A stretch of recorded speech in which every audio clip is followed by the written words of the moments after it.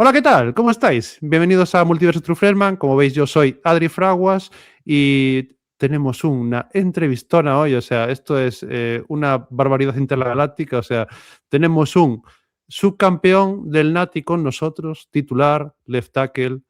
Y para ello tengo aquí a mi compañero, a mi hermano. ¿Qué tal, Aitor, tío? ¿Cómo estás? Si nos dan un año más, entrevistamos a toda la línea ofensiva de Miami. Sí, o sea, esto es increíble. El left tackle, el right tackle, además los dos titulares, dos jugadores que creo que son importantes en el draft. Sí. Y la verdad es que esto es una maravilla, tío. Yo, bueno, Markel Bell, aparte de que es gigantesco, es un chico que mide 2,06, pesa 154 kilos, es una montaña rusa. Yo dudo que vaya a salir en primera ronda. Tengo mis No, en dudas de primera primera ronda ronda. yo creo que segundo día. Segundo o tercera ronda sí que lo veo, porque es el Mm, típico, yo creo que es el típico prospect, Adri, que algún equipo se puede enamorar de él. Porque claro, sí. tiene unos traits físicos que esto es lo que yo digo muchas veces siempre. Tiene todo lo que no se puede entrenar. Un tío que mide 2,06 y pesa 154 kilos, además, no es nada torpe para todo lo grande que es. Es decir, para todo lo grande que es, tiene muy buena agilidad de piernas, tiene muy buena agilidad de manos, tiene muchas cosas de las que las tienes o no, no es que las entrenes. Con lo cual, Mm. yo apuesto que en segunda ronda sí que puede llegar a salir de que haya algún equipo que se pueda permitir el riesgo de draftearle. Sí, estamos en pleno momento de ver tape, la gente que estudiamos el draft de cerca, que hablamos de muchas cosas y bueno, yo tengo la pequeña suerte suerte y trabajo de traer estas entrevistas y tal, y la verdad es que me hace ilusión tener, porque aparte es un chico que es muy majo, yo acabé siguiendo y tiene sentido lo que dices porque con lo grande que es, no tiene grandes lesiones ni red flags No, aparentes, no. ¿sabes? Y eso es una cosa que es importante. Y bueno, este tío para el juego de carrera, cuando sale al segundo Bueno, nivel, es que este tío nada, te abrasa. con, con engancharte a su dorsal y seguir por detrás donde él vaya yendo, ya te va bien. Madre mía, hay una repetición contra Indiana que Sí, tira de Angelo Ponce al suelo que es Angelo Pons, viral. sí. Sí, sí, sí. Esa repetición es Sí, viral. sí. Así que nada, que la gente a ver si disfruta de la charla con Markel Bell. No ha sido la entrevista más larga del mundo, porque demasiado que nos ha podido conceder un ratito justo en el día que han comunicado que ha sido invitado a la Combine, con lo cual, oye, que haya podido sacar 20-25 minutitos para nosotros es todo un orgullo. Sí, la verdad es que muy contentos de esto, tío. Y nada, tío, muchísimas gracias por acompañarme en esta Es un entrevista. placer, ya lo sabes. Y nada, ya os dejamos con la entrevista a Markel Bell, left tackle de la Universidad de Miami Hurricanes y subcampeón del Nati, campeón de la Cotton Bowl, campeón del Fiesta Bowl. Este tío se lleva 2 Sí, bowls, sí, que esto es una sí, cosa que a mí sí. no me gusta mucho, pero bueno, no vamos a criticarlo. Y nada, os dejamos con la entrevista. Bienvenido a Multiverso Truflerman, Markel. Es un honor tenerte en nuestro show desde España y estamos encantados de poder hablar contigo sobre tu carrera y tu evolución hasta convertirte en uno de los offensive tackles más importantes del college football. Pero vamos a empezar por el principio. ¿De dónde eres, dónde creciste y cuándo empezaste a jugar a fútbol? So, Markel, welcome to Multiverse to Freeman. Man, it's a pleasure and it's an honor for us having you here in our show from Spain. We are really excited to talk with you about your journey and about how you grown into one of the most promising offensive tackles in college football. And let's start from the beginning. Tell us where you're from, where did you grow up, and when did that first love for football begin? Yeah, I'm from Cleveland, Mississippi. Yeah, that's where I grew up at. What else did you ask? Sorry? I said, what else did you ask? Yes, yeah, tell us a little bit about your beginnings in Okay, football. yeah, I got you. So, originally I really just played football because it really wasn't nothing else to do. I played because my homeboys played, and I think in high school, man, I really didn't know what an offer was Mhm. until like my junior year. I got an offer. I'm like, what is that? And Yep. so I got my first offer, and man, I'm like, okay, like this football stuff, you know what I'm saying, it's real. I'm not just playing just to play it. And so I ended up getting my offers. I got a whole bunch of JUCO offers.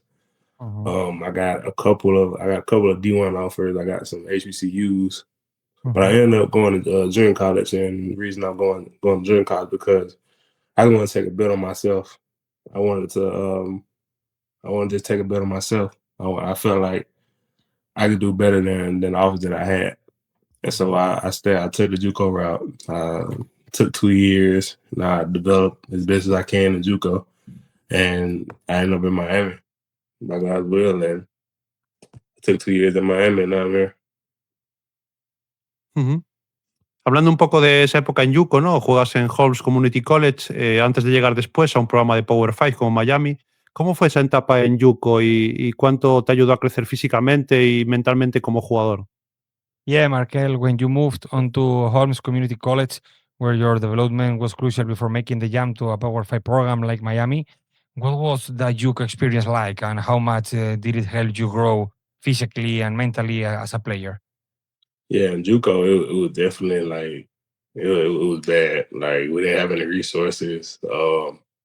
When I first got there, we didn't have a football field to even like to play on. So we had to play. We had to travel an hour to the game. So we had to leave out about 2 hours ahead of original time to head down into Jackson, Mississippi to play at a high school.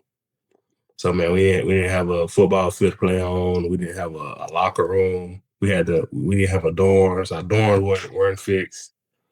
Man, we didn't have anything at first, and so man, it took some humility, it took some pride, but man, we got it done, and I'm really proud of myself just staying down because it just come from Cleveland. We really ain't have much down there either, and it really wasn't much upgrade going to Goodman too as well. But man, I wouldn't trade it for anything else. I wouldn't trade that experience for anything, and yeah. Llegas en 2024 a la Universidad de Miami, una de las más históricas del país. ¿Cómo fue esa primera llegada a Coral Gables? ¿Qué sentiste al ponerte el uniforme de los Hurricanes por primera vez? Markel, in 2024, you arrived at the University of Miami, one of the most historic programs in the country. What was that first arrival in Coral Gables like? Would it feel like putting on a Hurricanes uniform for the first time? Man, it felt great. Like it felt like I discovered a new form of football, and man, just looking around, just walking around, I felt like I was at Disneyland. Man, it was great. It was great, and man, I just remember bringing my family down there and see that smile on their faces is one of the beautiful things in my life. Just see them smile and see the life that I was gonna be living for 2 years as well too. Just get around the palm trees, the nice sand, everything was good. So I liked it. Ujú. Como offensive tackle, ¿no? Muchas veces tu trabajo no sale en las estadísticas, pero es absolutamente fundamental, ¿no? ¿Cómo describirías tu juego, tu estilo de juego? ¿Cuáles son tus mayores fortalezas en el campo? ¿Tu tamaño, tu técnica, tu agresividad? Yeah, Markel, as an offensive tackle, your work doesn't always show up in the box score, but is absolutely crucial. How would you describe? Sorry, how would you describe your playing style? What are your biggest strengths on the field? Your size, your technique, your physically. Yeah, most definitely. I'm a big guy. I'm a long limb Uh, guy, and I'm gonna use it to my advantage. And yeah, like you said, our scores doesn't show up in the box score unless you're giving up a sack, and that's one of the down plays of offensive line. mhm. But you have to be an unselfish person to be an offensive lineman, and I feel like that's a trait that I carry very well. I'm really humble. I'm really unselfish, and man, I'm an offensive lineman. Did that. Yeah, yeah, yeah. Ujú. Hablando ahora ya de la temporada 2025, temporada regular con altibajos y entras a playoff, ¿no? Nos gustaría repasar cómo fue ese proceso de los Hurricanes en playoff.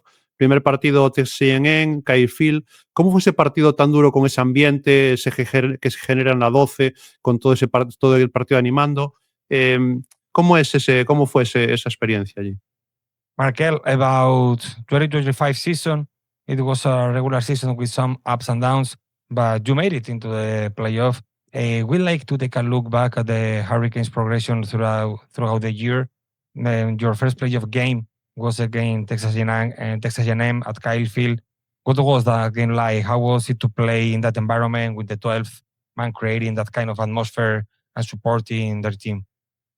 Man, me personally, I don't think I've ever been around that many people that was that excited for a football game. And man, it was like we could barely hear everybody screaming. Like it wasn't like we have an IPF in Miami and we crank up the noise, but it wasn't nothing like that. It's completely different. So I'm going out there on the first play. I'm like, okay, that's how it's gonna be. So we got to set the tone, and man, we just really took it to them. We didn't let the noise affect us. The crowd, no player in the stands is gonna make any plays for us, and that's the mentality we had going into that game. And just for me, it was a great experience, and I'm so glad, so blessed that I got to experience that. You think it's the toughest atmosphere that you've ever played? I would think so. Yeah, I would think so. Yeah. Just because it's the first round of playoffs and it's in their home, it's not a neutral site. Yeah. So man, yeah, it probably is the most hostile crowd I ever played. And I suppose that play against that D line with players like Cassius Howell, that environment, it was so tough this game, no? Yeah, no, it was. And like I said, I really had to lock in on what do I have to do? What's the snap count? I had to, you got to lock in. You can't let the noise affect you in those type of games. So I think the cadence with the center it evolved like so harder, no? Say it again. So difficult. The cadence with the center, the cadence with the line and with the QB, it's evolved and it can convert to so difficult. Yeah, it is. The cadence, we have to lock in, unless like the play won't get started and we're gonna be going, and the crowd gonna get even louder. So we got to do our best to make positive plays to make the crowd get quiet a little bit, you know. Wow. Después, Cotton Bowl con Ohio State, donde tenéis una actuación dominante. ¿Cómo fue ganarle a la que era actual campeón y qué recuerdas de cómo viviste ese partido? After this game, Markel, they came the Cotton Bowl against Ohio State, the actual champions in that moment, where you and your team delivered a dominant performance. What was it like to be the defending national championship, and what do you remember most about the way you experienced the game? Yeah, just going into that game, we just had the mentality that we were gonna be the alpha dogs. Like this whole playoff run we had the opportunity and we had the mentality that we were gonna be the alpha dogs and we're gonna have to go out there and show them. Like it wasn't no talking that's gonna be done in the media. The media ones gonna win us a game. The people in the crowd gonna win us a game. We were playing in the Cowboy Stadium. That stadium is huge, but it don't matter. That the football field still the same size. The ball when you play down, we're gonna play football. So it was just our mentality. We didn't care what anybody said or what anybody did prior to the game. So yeah. Vale, y luego después llegamos al Fiesta Bowl, ¿no? Con Ole Miss. Estáis un partido de vivir una final por ganar el título. Otro partidazo de la offensive line, siguiendo un nivel dominante. ¿Cómo fue esa ocasión, ese partido? ¿Cómo fue ese sentimiento de estar en la final para ganar el campeonato? Yeah, Markel, then came the Fiesta Bowl against Ole Miss, and you were just one game away for playing for the national championship. Another huge performance with offensive line continuing to play at a dominant level.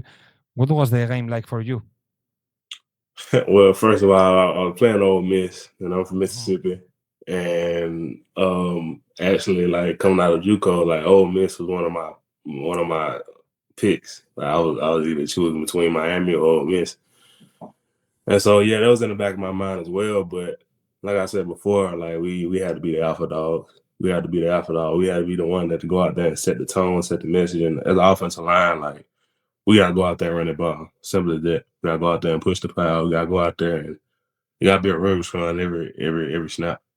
But so man, we had to go out there and take it to them. Bien, y después nos metemos ya en el último partido final del Hard Rock Stadium con Indiana. ¿Cómo se vivió esa preparación de esa semana? ¿Cómo se siente estar preparando un partido tan importante? ¿Y cómo fue después el partido? ¿No? Es especial vivir un partido así, aunque por desgracia el resultado no fue lógicamente el esperado. The National Championship game, Markel, at Hard Rock Stadium, at your home, the home of your team against Indiana.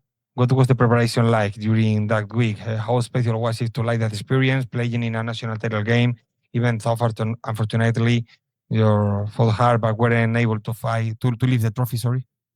Yeah, and obviously it didn't turn out the way they wanted to, but man, like I said, it was a blessing just even experiencing it.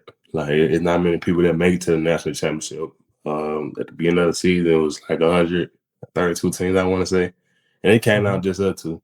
So, man, that was just a blessing, like just even being there. But just going through the week, man, we knew it was gonna be a tough opponent. We knew that they had championship caliber team, and we're here too, so we're a championship caliber team too. So that wasn't a factor.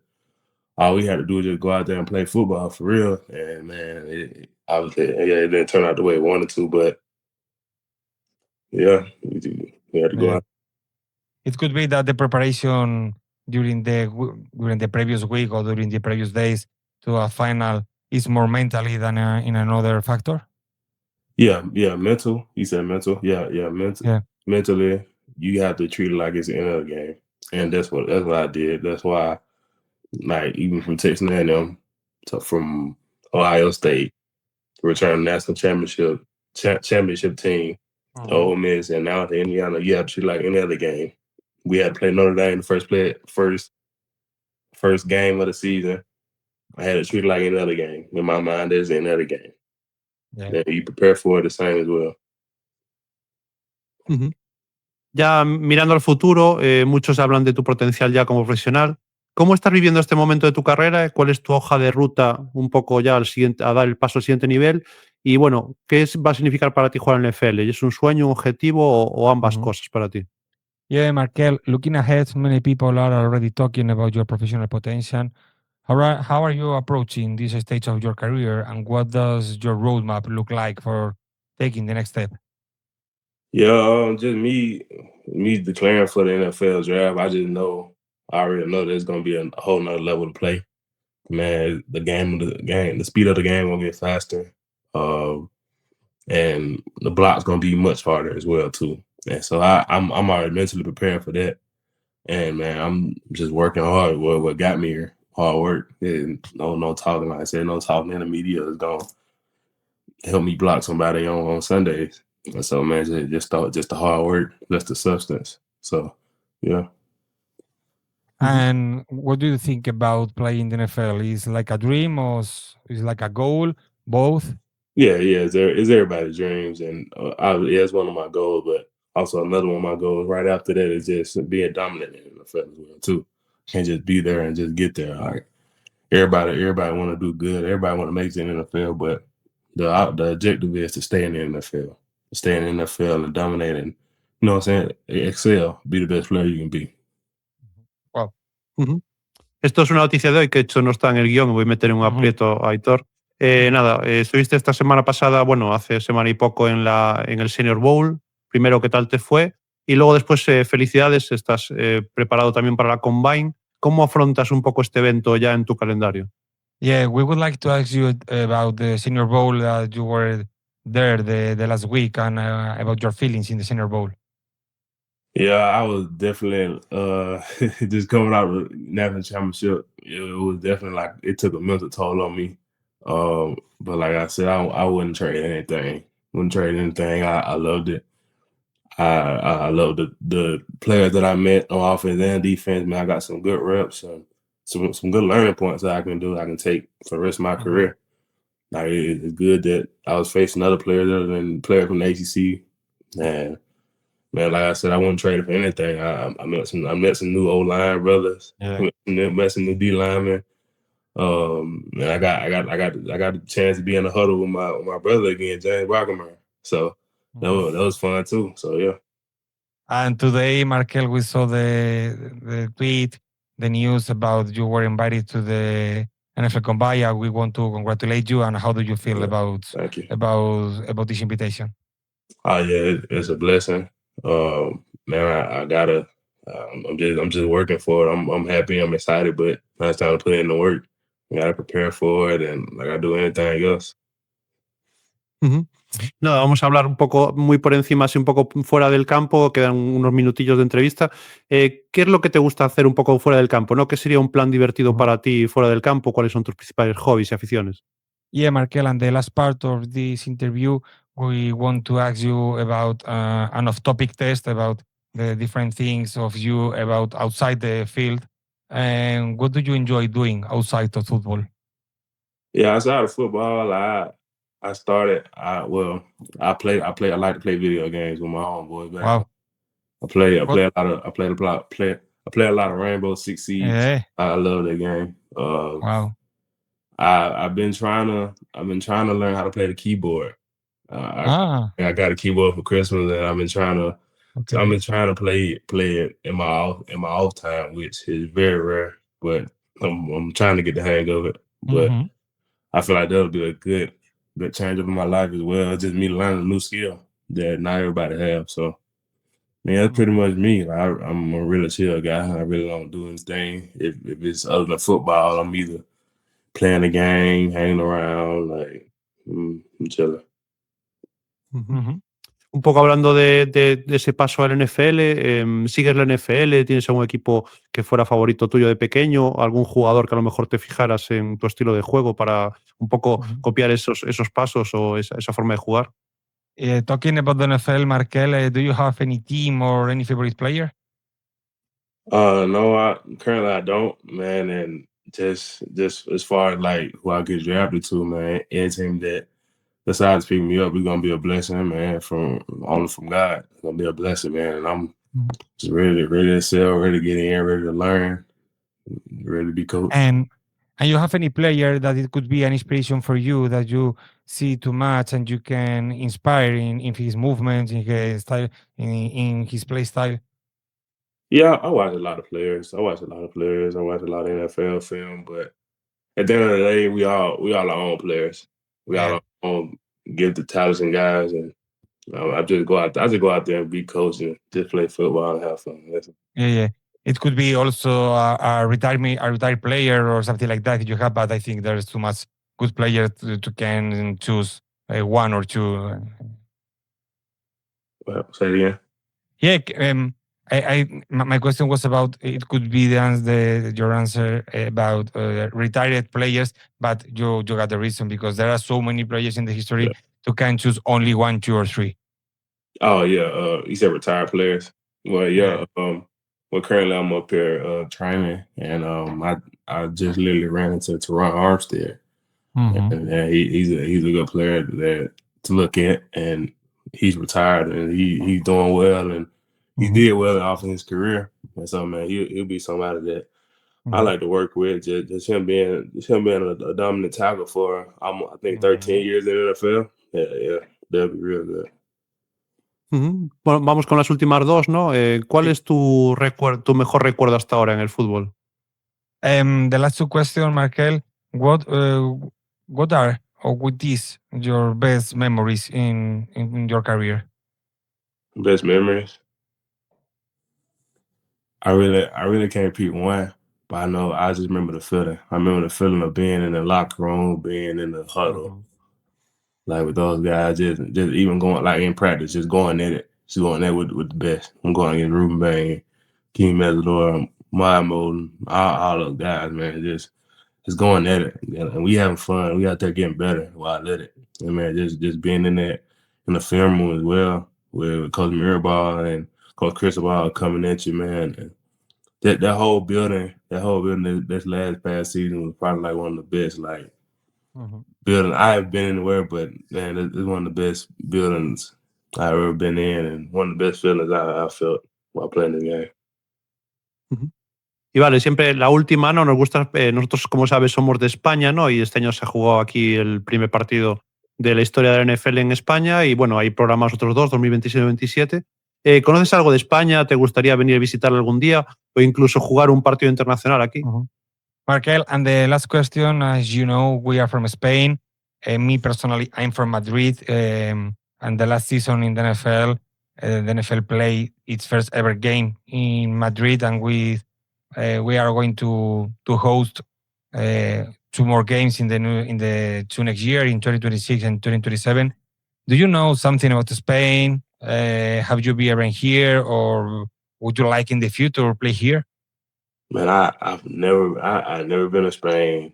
I haven't been anywhere really. I've been tied into football and man, But just to go out to Spain, like I go out there and explore like anytime. Like that'll be one of my all season. Like when I get to the NFL, it'll be one of my all season, all season little trips.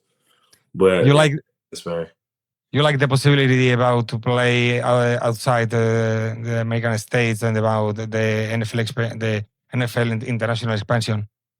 No, man, that's wonderful. I feel like, well, I say it's wonderful. I don't know how the actual players feel, but I know just if I were playing in Spain, like it'll be a great experience. Like always, like just me playing this past season, me playing in Texas and Arizona, like that was an experience in itself. So even like going out the country, going to Spain, like that'll be even better. So.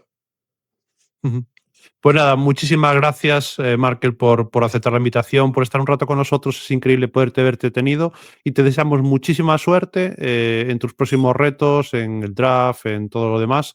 Y estás súper invitado a España, por supuesto. Así que nada, muchas gracias y nos vemos prontillo. Markel, thank you so much for accepting our invitation. For us, it's a pleasure, it's an honor to can speak with you and having you here. We are going to bless it all the best in your near future in the pre-draft process, and we are going to follow your next steps so close. And for sure, you are so invited here to Spain. Yes, sir. Thank you. Thank you, man. Thank you. Ciao.